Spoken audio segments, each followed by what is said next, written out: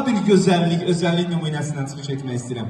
Regionumuzun, bölgəmizin, yox ölkəmizin çox möhtəşəm, çox özəl, çox gözəl ritm qrupu, Qardaşlar ritm qrupunu da bir yaxşı alqışlamağınızı rica edirəm. Təbriz qardaşım, Elşən qardaşım, səhnə sizindir, buyurun.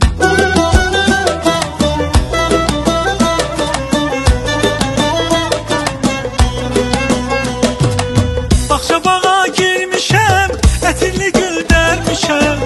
Bağça bağa